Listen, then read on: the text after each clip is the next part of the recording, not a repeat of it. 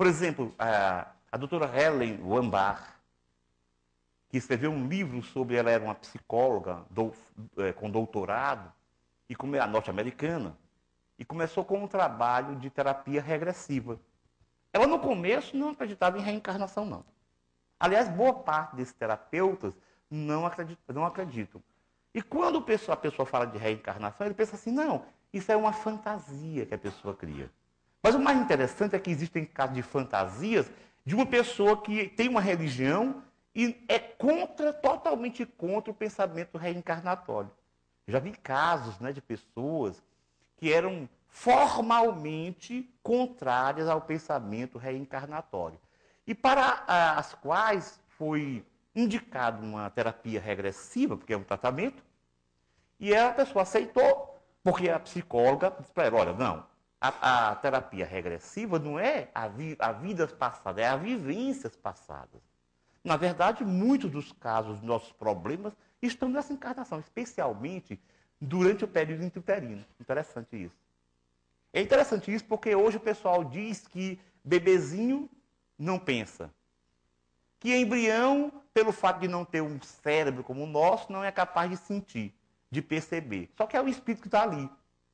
E a psicologia transpessoal, que é, digamos, a escola mais atual da psicologia, ainda é vista assim com olhos atravessados pelo estabelecimento psicológico, né? Seja na faculdade, na universidade, as pessoas olham assim de lado. Mas cada vez mais a gente vê psicólogos enveredando por essa área.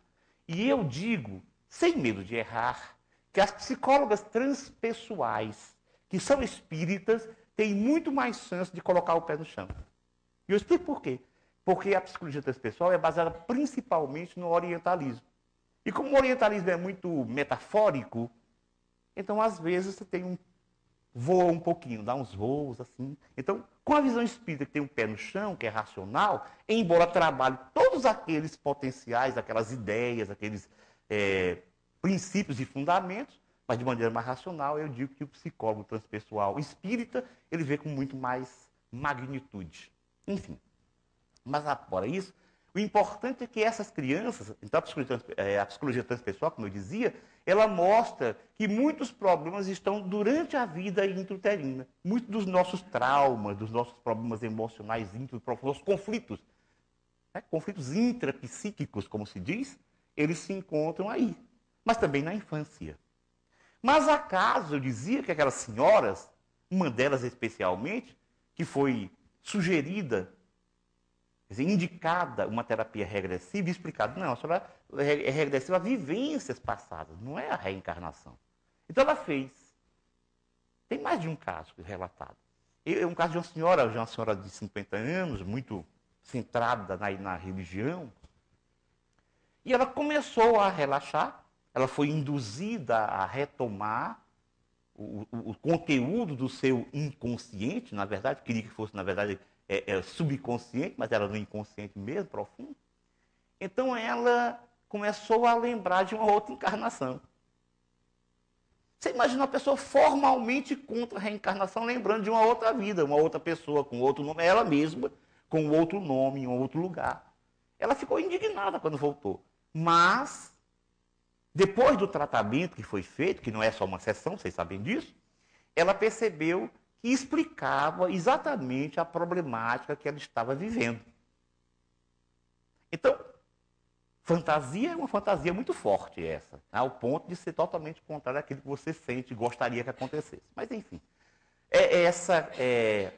pode se trazer do passado. Então, eu dizia que a doutora Helen Wambach, ela fez um estudo de muitos casos, escreveu um livro que foi traduzido para o português aqui no Brasil, pela editora Pensamento, chamado Recordando Vidas Passadas. E ela conta casos, inclusive casos de pessoas com claustrofobia, que durante a terapia regressiva mostraram uma desencarnação traumática soterrada, por soterramento, em que ela demorou muito a desencarnar. Ela ficou presa ali há algum tempo, não foi resgatada, não se conseguiu resgatar essa pessoa, e ela passou a ter um sofrimento prolongado. Ela foi morrendo pouco a pouco, o oxigênio foi diminuindo, e ela tinha uma dificuldade imensa porque não conseguia se mover. Aí imaginou você, em meio a escombros, sabendo que fatalmente está prestes a falecer, porque não tem ninguém que venha lhe buscar, e você sem poder nem se mexer. Presa nos escombros, ali com pouco oxigênio. Então a pessoa tinha claustrofobia por causa de uma morte traumática. Aliás, as mortes traumáticas, elas levam a distúrbios no futuro, em outras encarnações. É muito frequente isso. Dr. Ian Stevenson, um grande pesquisador da reencarnação, médico, neuropsiquiatra dos Estados Unidos, da Universidade de Virgínia, que trabalhou com mais de 40 anos com pacientes que lembravam de recordavam vidas passadas, especialmente crianças pequeninas. Ele relaciona muitos dos problemas de hoje, das doenças, enfermidades, enfim, com desencarnações traumáticas. Inclusive doenças tidas como congênitas, hereditárias. Então tem um caso de uma criança que ela nasceu sem dedos. E ela contava que ela faleceu porque ela foi assaltada e os ladrões mataram, latrocínio, né? E cortaram-lhe os dedos porque não conseguiam tirar os anéis, que ele tinha anéis de ouro nos dedos. Os ladrões não conseguiram, então cortaram todos os dedos para tirar os anéis. E isso foi uma coisa tão forte para aquele espírito que na outra encarnação, que não demorou muito a se fazer, ele nasceu sem os dedos. Então acontece também de você ter fobias por conta de desencarnações traumáticas em outras vidas. Consequentemente, que de hoje não dá, né? Bom, então nós temos os diversos transtornos fóbicos. E temos um transtorno que atinge 2 a 4% das pessoas, que é a chamada síndrome do pânico, que é um tipo de transtorno de ansiedade. Mas, então, qual é a característica? Vocês viram que a característica do transtorno fóbico é um medo específico, ou um medo geral, uma situação. O transtorno social é o medo de ser visto em público, na verdade, de viver, de agir em público. E nós temos as fobias específicas, a gente viu a cada coisa, tem fobia a tudo. E no caso do transtorno obsessivo compulsivo, a gente viu que é um pensamento que fica vindo, a pessoa fica ansiosa, tem uma ansiedade por causa disso e acaba usando a compulsão. E no caso do transtorno do pânico, da síndrome do pânico, nós temos sintomas correlatos. Só que a diferença é que normalmente a pessoa aparece a doença a partir dos 20 anos. Entre os 20 e os 40 anos, principalmente. E uma característica do paciente com pânico, geralmente são pessoas que, do ponto de vista psicológico, são pessoas ativas, criativas, perfeccionistas, produtivas, que não param. Sabe aquela pessoa que não relaxa? E extremamente exigentes para consigo mesmas e muito frequentemente, porque quem é exigente para consigo, é exigente para com os outros. Dificilmente alguém é extremamente exigente para consigo e com os outros não. Se eu me exijo isso, por que eu não exijo de você? É assim que pensa. Então, assim, falando rapidamente, são pessoas, por exemplo, que não conseguem deixar que você veja os seus sentimentos. Ele está sempre mantido ali, né?